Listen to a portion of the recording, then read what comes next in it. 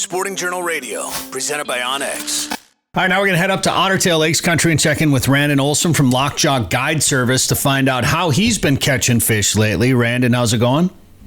Pretty good, guys. Thanks for having me. How are the water conditions up there? I know you guys have a ton of lakes. You got some rivers too, of course. We've got water everywhere down here. I know up north they got water going on. Are you running into any flooding problems at all? There's a small handful of lakes that are kind of flooded over. The rivers are high, but the lakes are kind of back to normal, which is really nice after last summer, fighting that low water all year. Overall, I think we're sitting pretty well up here. We're pretty lucky in this area anyway. With areas that you've gone to where you've fished in high water, have you been finding fish in their usual places, or have they been finding some new nooks and crannies to sneak into? There's a few little nooks and crannies now with some of the higher water lakes. Riprap has kind of kicked on a whole new bite in some of these small lakes. Some of that beach riprap that's now in like 2 foot of water. There's fish up there, and they're using that riprap. So that's something to kind of keep your eye out for. Some of that shoreline stuff that's normally out of the water is now in the water. It's worth taking a pass through and seeing what you come up with. You're a guy that's talked about shallow water walleyes quite a bit here on the show. Are you finding them shallow, or where are you finding fish right now? They're deep for me. I've been finding them kind of 7 to 10 foot, which is pretty normal this time of year. I think this week we're starting to see, so yesterday we started to find fish up at about 2 or 3 foot. And I think a lot of that has to do is that the lakes are just now warming up enough where that shiner run is starting to really kick in. We're seeing low 50s, and that pushes those shiners up real shallow, and a lot of times those fish will follow them. Most guys sit out in that 7 to 10 foot because there's a lot of fish out there, but a lot of times your better fish are up right next to those shiner pods, chasing them around and eating them all day. How easy is it to come by some of those shiners for bait? It's tough. It's really tough this year. It's just a late spring. Bait dealers are having a hard time getting them. So what we've done a lot of, I end up staining my own, and I haven't had a problem finding golden shiners. Spot tails have been tough. Golden shiners will work just as good. So will fatheads, so will a lot of stuff. But spot tails kind of get the recognition this time of year. And if you're hung up on spot tails and you can't find them, plastics has been working really good too. I got a few options here that we've kind of been running. Quarter-ounce jig head and a nice big, anything that'll kind of imitate that shiner look. So silvers, whites, something like that. And then the reverse side of that we've been throwing is completely nothing like a shiner. So greens, kind of your perch color patterns, oranges, things like that. It's when they're so keyed in on something, sometimes ripping something completely different through there can really trip that trigger. Are you mainly like pitching those, casting them? Are you trolling at all or dragging them, or what are you doing? A lot of times this time of year, we're trolling them. We're kind of rip jigging them. And I think people hear the term rip jigging, and I don't know if they quite understand the whole concept of it. Basically, you're back trolling at about a mile an hour with a 16th to 8th ounce jig on, and you're not exactly ripping it like you'd rip into a hook set. You're more or less popping that thing along, but you never really let that bait settle either. So it's a good way to cover a lot of water and find those schools of fish. You can always go back and pitch at them. But jig trolling's a really good way. Rip jigging's a really good way just to find some fish this time of year and just eliminate dead water. Are you using your electronics to try to find some fish, or are you locating some structure and trying to find some patterns? So shallow water's a different one. Side imaging and like the live imaging sonars now. That's a great tool for finding fish up in shallow water. Your 2D sonar's not much useful up there. Mine is showing you kind of the weeds or bottom content. But side imaging can play a big factor this time of year. Basically, you can troll around, and when you get to learn your side imaging, you can tell if they're walleyes or if they're perch or if they're crappies.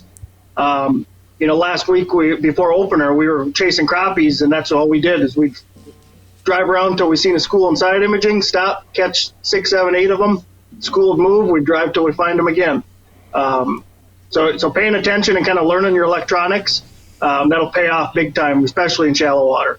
Was that you? Did you post a picture of crappies on your side imaging, recently? I did. Yeah. Yeah. We'll see if Dan can track that one down. But that other picture that he just showed there, that was that midnight on the opener?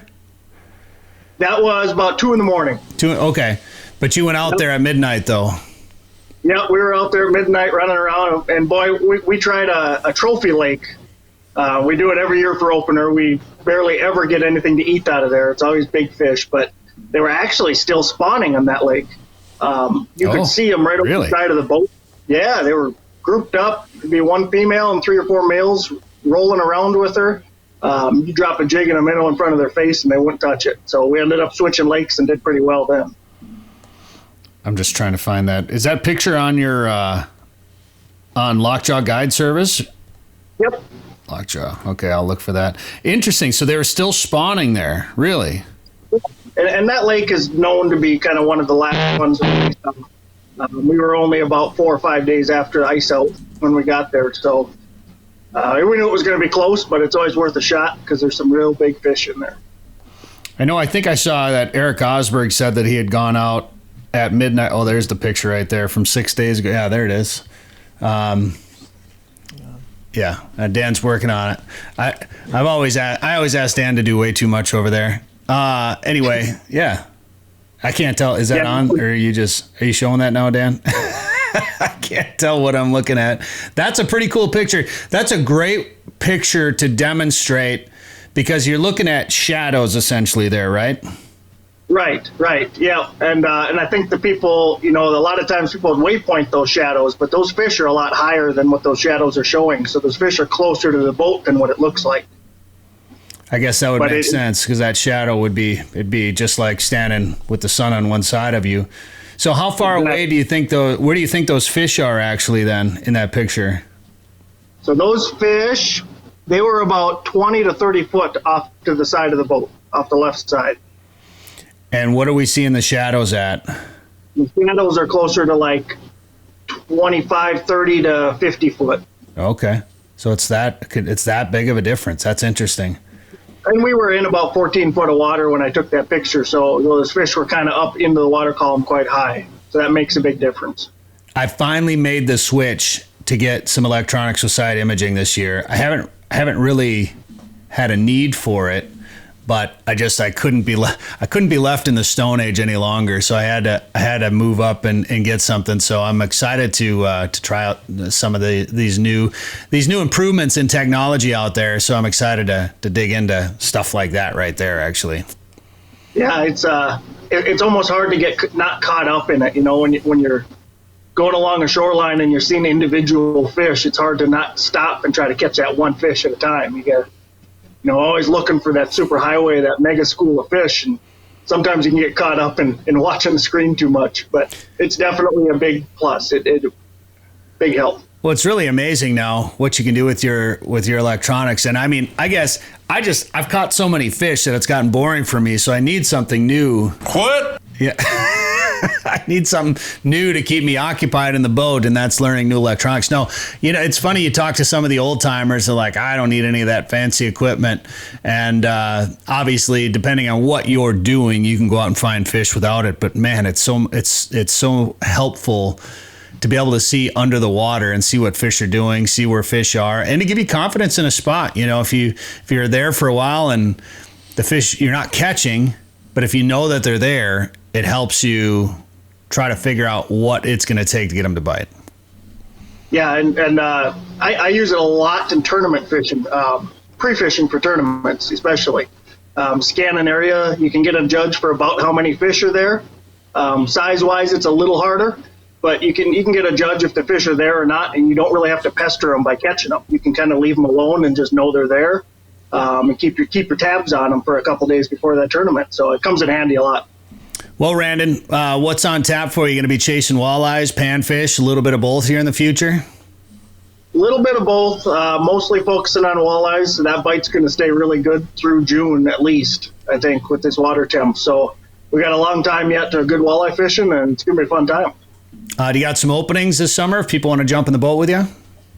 Yeah, we got some openings coming up in July. We're pretty booked up now through May through June, but July and August we got some openings. All you got to do is just give me a call at 218-640-0158. All right, Randin Olson, Lockjaw Guide Service up there in Otter Tail Lakes Country. Good luck. Thanks for the time today on the show. Thank you, guys. Thanks for having me. Hear more at sportingjournalradio.com or wherever you get podcasts. Did you know there are more than 1,000 lakes in Otter Tail County? Yep, and I'm gonna fish as many as I can. I'm an outdoorsy otter. Nothing beats a full day of fishing for me. The lakes of Otter Tail County give me plenty of options to lower my boat and snag the perfect catch. Not an outdoorsy otter? No problem. Otter Tail County has something for everyone. You just need to find your inner otter. To find your inner otter, go to OtterTailLakesCountry.com.